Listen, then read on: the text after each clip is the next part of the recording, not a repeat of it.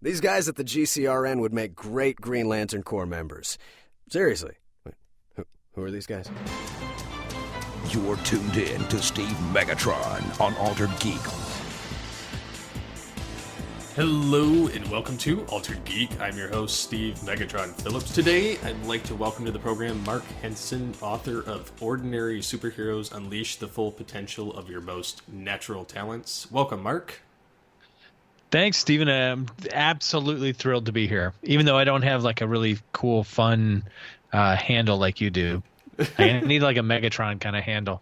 Yeah, it's an old handle, but it's one that I've found is difficult to break at this point in time. I did have a nickname. I had a friend of mine in junior high school used to watch Johnny Sacco and this giant robot, old Japanese film, and he nicknamed everyone in our group different things, and mine was the only one that stuck all through middle school and partly through high school. But that fell off a long time ago. Yeah, mine came along. I used to run a Transformers website, and then I actually started podcasting with Transformers, so it was kind of a name that's stuck. Gotcha. So tell us a little bit about yourself, Mark, so that the listeners get kind of a general idea about you. Sure. Yeah, I live in Columbus, Ohio. I run a business called Sparkspace, which is a unique and creative and award-winning business meeting and retreat space in downtown Columbus, Ohio. So my day job is to run business meetings and help corporate business teams have their best meeting ever every single day. And we have this very fun, cool, creative space that they get to come and have meetings in and do workshops and seminars and all of that kind of stuff. So that's what I do during the day with a whole team of people that I work with there. And then I also write books and I speak and I conduct workshops helping people discover their superpowers, helping them discover what are those most powerful strengths that they bring to the table every day, whether they know what those are or not. My sort of mission in life is to help people discover what those are and then actively seek out ways to use those more proactively. So that's what I've been doing a lot for the last couple of years, in addition to running my day job business as well. Awesome. Yeah, I noticed that you also were from Michigan originally. I am. I say you're from the Flushing area. Is that right? Yep, which is kind of close to Flint. Yeah. So I'm originally from Ann Arbor, and just outside of Ann Arbor, a little town called Chelsea. Most famous for where the actor Jeff Daniels lives now. He grew up there as well. He's way more famous than I am, though. Yeah. He's one of our bigger known names from Michigan, that's for sure. Yeah. So I see also that you've done a number of things from radio to writing to speaking, and so what prompted you to write your book, and kind of what was your thoughts behind it?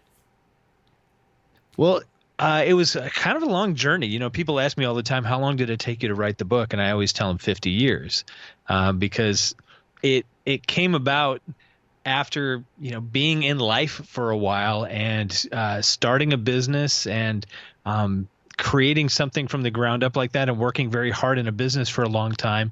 I actually used a lot of what would be considered my superpowers as I built my business over the span of about 10 years. And absolutely loved it, had a great time. The first 10 years of my business really flew by. And after that point, I reached about 10 years in, I thought the business had reached a level of kind of sustainable success, I guess. And I knew that it needed something different than what I was providing because I was a builder creator type. And so I hired a business coach. And at the time, the business coach asked me, he said, "Hey, what's your mission in life right now?" And I told him, I said, "It's the same thing it's always been. It's to build Sparkspace, my business." And we were sitting in Sparkspace at the time. And he looked around. He said, "Looks to me like it's built. What's your mission now?" And I was kind of dumbfounded by that question because I never thought there was anything else besides building this business. And he was absolutely right to ask me the question. And unfortunately, I think I answered the question the wrong way. Because I stepped back and I thought about it and I thought, what does the business need right now? And at that time, I thought it needed this administrator manager kind of person. So I decided that's who I'd become. I'd become the administrator manager, and I'd really make this thing hum along and be profitable and all that stuff. And we definitely needed that role, but I was the wrong person to fill it. But I stayed in it for like 7 years too long. Wow. And we did. Yeah, we did well. Like I went to work every day. Everything seemed to be okay. But kind of inside, slowly, I was dying a little bit every single day because I was not in alignment with what I am wired to do. But I kept kind of going in every day doing this other role when what I really should have done is hired somebody to do that and continued to build and create things. So I reached this point where I was ready to just quit. I was ready to shut down my business. I was ready to walk away. I was really depressed, and I didn't know what to do. And so for lack of a better thing to do, I kind of followed the advice of another business coaching program that I was in at the time, which was to really just focus on what you do best and try to let go of everything else. And I did that, and I focused on my core skills, which are exploring new things and simplifying stuff and communicating through writing and speaking. And I started focusing on those, and life started to get better. I started to kind of engage again. I started to come out of that fog and that depression just a little bit. And then I layered in some counseling on top of that. So I sought out a professional counselor who helped me kind of get rid of a lot of that fog and the depression part. But I kept working on focusing on what I do best, focusing on using what I call my ordinary superpowers. Those things that seem very mundane and ordinary to me because I just do them all the time, but it's where I contribute the best. It's how I have the most impact. And so I saw what that did in my life. And like a lot of people who've written books about all kinds of topics, I decided that, that worked for me, and maybe that would work for some other people too, who might be struggling to figure out what they really should be doing, or they feel like they're on the wrong path, or they feel like they've gotten into a career that doesn't really fit them, but they don't know how to get it out of it. So I wrote this guide based on my journey, basically, of how I kind of pulled myself off the wrong path and back onto the right path. So that's a long-winded answer, but to tell you where the book came from. No, that's definitely awesome. Just kind of seeing what the process was going into it, and kind of how it evolved into what you have now. Yeah, which is awesome, and the book has done well, and it continues to do well. It kind of keeps getting momentum as time goes by. It came out almost 2 years ago. It'll be 2 years this spring, and I just continue to push it out there, and I do workshops based around it. I continue to write. I continue to spread the word, and so far so good. And I love to hear messages of people that have kind of rediscovered or fanned that flame for themselves, and they've really kind of reignited that spark for life again. And that was the whole point. So what are some things that you kind of feel that people are missing with their own discoveries that they've been able to kind of unleash through your book? I think the main reason people connect to it and do the work is because they feel out of alignment in some way. They feel like there's something, even something wrong, but they just don't know what it is. And part of the reason they do that is because we've been programmed our whole lives to follow these pathways that have been laid out in front of us. We go through school, right? We follow that path. And then we get out of school and we get into a job, and we look around and we say, what's the path to success in this job or this career or this field? And so it's already been predefined. So we hop on that path and we kind of walk our way through that path, whether we're really suited to be on that path or not. We feel like we've committed all this time and energy and money and education and whatever, so that we need to continue to pursue that because we've already sort of sunk all that cost into it. We better see it through. Well, that just leads to a ton of unhappiness for people. That's why people work for 15, 20 years sometimes, and then wake up one day and say, all I ever really wanted to do was run a hardware store. What am I doing in a corporate bank? And then they have this midlife crisis and they try to blow everything up and start all over. I'm trying to help people avoid having too much of a midlife crisis. I don't think having a midlife crisis or an early life crisis or a quarter life crisis or anything like that is actually a bad thing. But I think you can navigate it without having to blow your whole life up by just tweaking a few things and identifying a few things like your superpowers and then figuring out how to use those more to get back on the right path for you. Yeah, definitely. I like myself, I recently have had to kind of reevaluate things and kind of decide what direction I want to go in with things. And it's definitely challenging, especially getting out of like a kind of self-induced funk of just not knowing where you're going. Yeah, So, it's the worst feeling in the world because you don't know how to help yourself. no, and that's the most difficult part, and that's kind of because, like you mentioned, we're all programmed to go in this certain direction, and if we deviate from it, we're just kind of lost. Right. And it feels like it's the right thing to do because it's so clearly defined. Like in my case, it was so clear that I should put myself into that role of administrator manager of my business because it needed it. But I was the wrong person to fill that role. And that happens in a lot of different careers. One of my previous careers was working in a design firm where the path there to success was do whatever it was that you did, which was I was a copywriter, but we had graphic designers, we had industrial designers, we had researchers and all kinds of people. But the only real path to success was then become a project manager in your area and then become a department head and then eventually a vice president. Well, most people aren't wired to do that. So how do you succeed in life and try to feel like you're moving forward and accomplishing anything new and different if that path is already sort of clearly laid out for you like that? There's no other way to do it in many cases, unless you just say, you know what, I just need to put my head down and do what I do best and really enjoy it, really kind of be present with it, be in the moment with it. And I believe good things happen when you do that. I think people tend to succeed. They tend to find roles and jobs that pay them better. I find that they find roles and jobs that are far more fulfilling if they line up with what you're sort of wired to do instead of what you think you should do because that's what success is supposed to look like. Definitely. So I also noticed that you do a lot of speaking, whether it's at conferences or retreats. How do you approach this and tie it into superheroing their lives, as it were? Yeah, I kind of preach on a larger message of living a superpowered life, which has to do with, first of all, identifying what your superpowers are and then being proactive about putting those into use, but also looking around the rest of your life of, what does a superpowered life mean to you? And it's a little bit different for everybody. And I think that's where some of the work that I do differs from maybe some of the other more formulaic type ways of trying to go through self-help or increase your life in some way. I believe that, your values, the things that you love, the things that light you up are probably different than mine. So you have to identify what those are for yourself and then figure out ways to pursue those. For me, family, faith, work, career, my business, those types of things are really super important to me.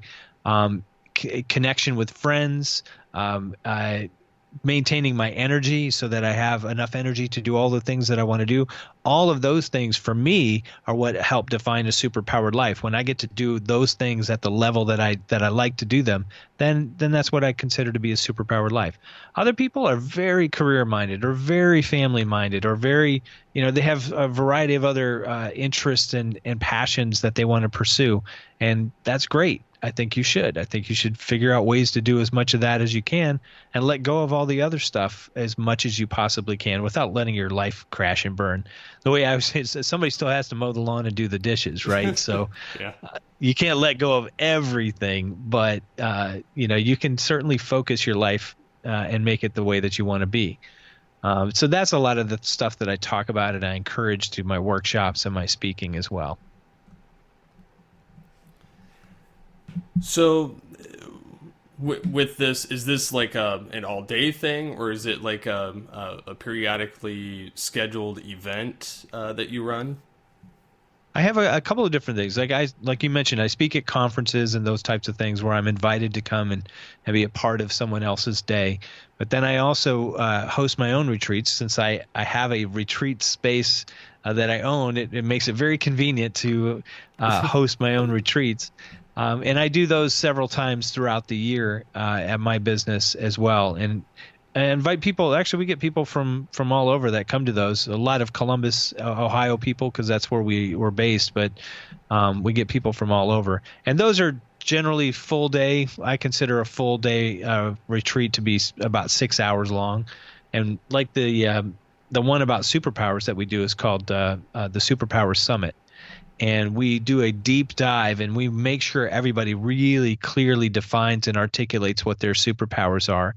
And then we look for ways that they can activate those powers and find new places where they might be able to use those powers. We talk about what their kryptonite may be, and what keeps them from using their powers. We talk about how to expand their powers, how to multiply their powers by defining what your powers are, but then defining what other powers you might need to achieve bigger and better missions in your life. And I jokingly call that like gathering together your set of super friends, or your own private justice league, because that's what happens there is all the different members of the Justice League, they all have different powers and different personalities and different passions. But when they come together, then they can achieve even bigger things. So that's the way that we have to achieve bigger things in life too, is by partnering up and finding other resources to complement our own. Definitely, yeah. Networking with other people is definitely a great thing to have, and having that support base. Yeah, that was a lesson that took me a long time to learn, because I'm kind of a lone wolf. I was in radio for a reason, because I got to work by myself a lot, because I like to be by myself and I like to create by myself.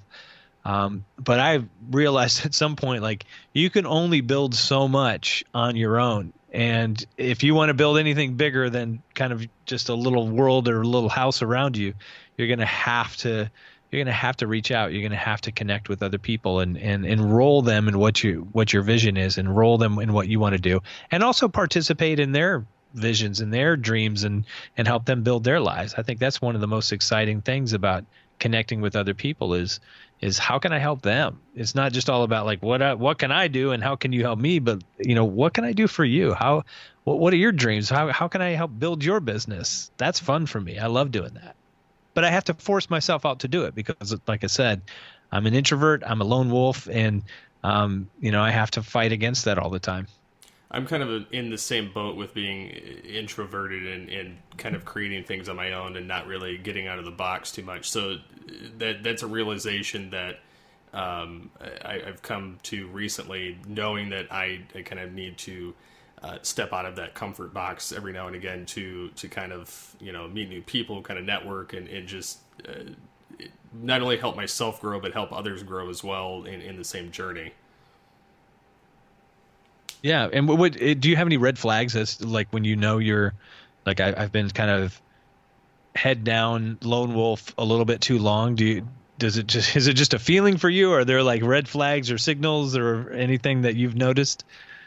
It's kind of like I don't know, like a weird feeling that I just am feeling kind of secluded and alone, and I'm like, maybe I should kind of branch out and talk to people for a while. Because it kind of it feels like I'm stuck in the Batcave by myself, and then I'm not allowing anybody else to come to the party. Kind of like how Batman does with the Justice League, and so I have to realize that it is okay to invite the others to join me on my journey. And like you mentioned, I mean, you and I sound kind of similar. That we're introverted. That doesn't mean we don't like people. I love people. I'm very social. I just get my energy from being alone and creating alone more than I do being around other people. And when I force myself out and I partner up with other people and I team up and I feel that collaboration happen, like that's really cool. And that is a reminder to me. Like every time I do that, I'm like, oh, I want to do this more. So I have to sort of proactively push myself to do it. But when I do it, I love it. Yeah, I realized the same thing when I actually got to host a trivia part of a local convention at a science center on Star Trek earlier this year. And I'd never done like any kind of public speaking or being in the front of anybody, aside from the microphone aspect. And so that was really jarring for me, considering public speaking is, in school was, the one thing I was 100% against. And So you've started a podcast. yeah, so I started a podcast from the comfort of my own, extra room in my house. And so it made it so much easier to talk and not have to have people in front of me. And then, to get thrust in that situation of where I was asked to do it. And I gladly took on the challenge, and then I actually grew to enjoy it. And now I'm kind of looking forward to, what else can I get involved with and do this with. So it's definitely telling. Well, and one of the questions I get about superpowers a lot is, are these things that we're just born with, or are they developed along the way? And you mentioned, like, I don't know if speaking is a superpower for you, but maybe it is. And sometimes I think that our superpowers are sort of dormant, or they've laid dormant since we were kids or something. And something comes along that says, hey, let's throw Steven up in front of a crowd and have him speak and see what he does. You get up there, you love it, you have passion for it, you find you have a talent for it, and all of a sudden you're like, wow, like, maybe I have a power in this area that I wasn't even aware of. So I love to encourage people, like, when you do something new that kind of lights you up, there's things that light you up because they're new and novel. And I think as human beings, we always love new and novel things.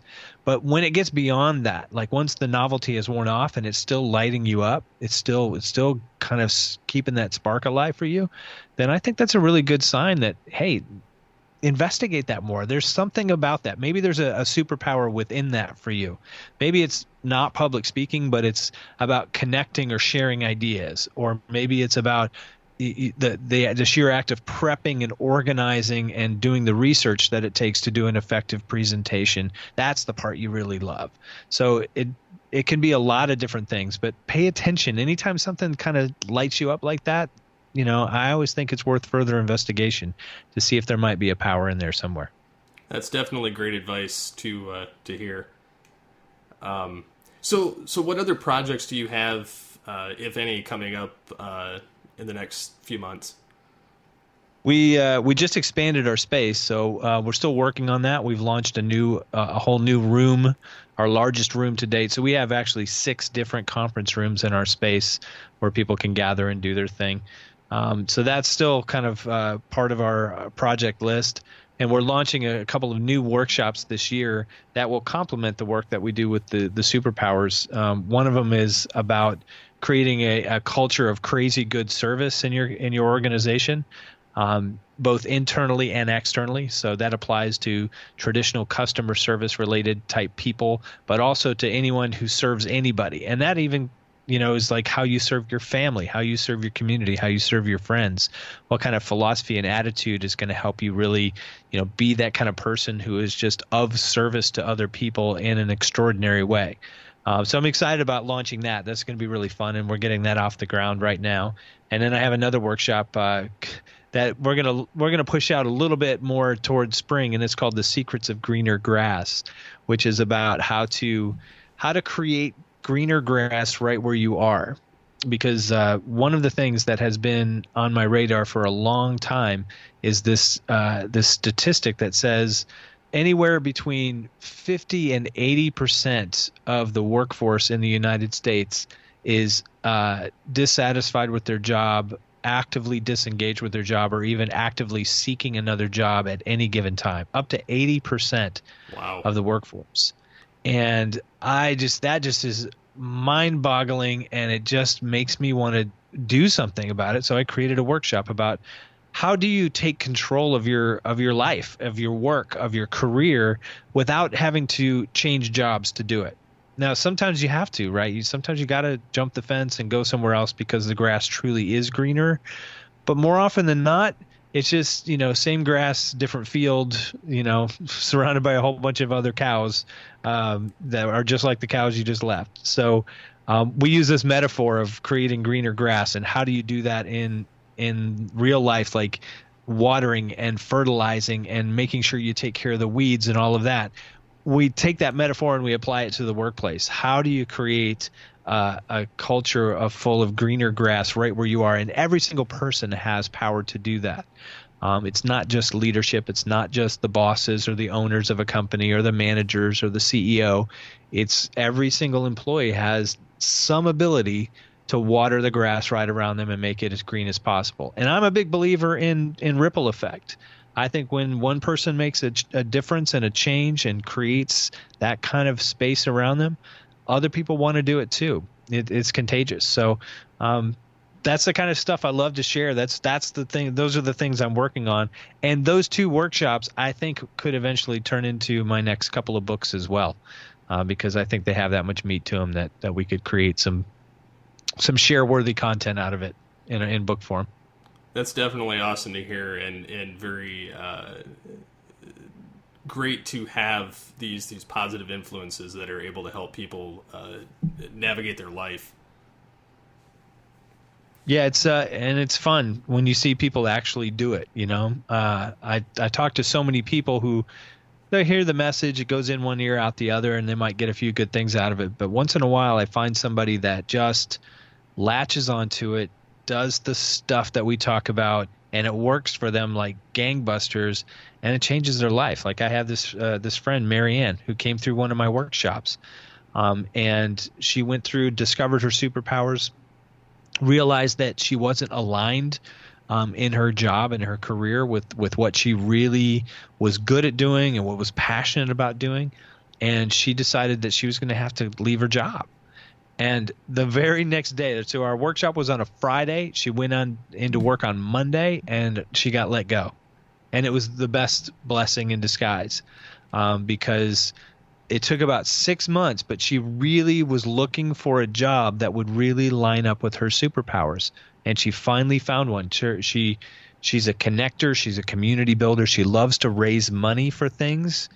And she ended up getting a job at this beautiful theater in this small town just outside of Columbus that's been restored, and so they have to do all this fundraising. It's actually set up as a nonprofit, but they bring in all these big acts to play there and kind of Broadway type shows and all kinds of stuff. And she's just having the time of her life in a job that is absolutely perfectly suited for her. And that is the kind of stuff, I mean, I just love to see when that happens to people. And so that's why I keep doing what I do. Awesome.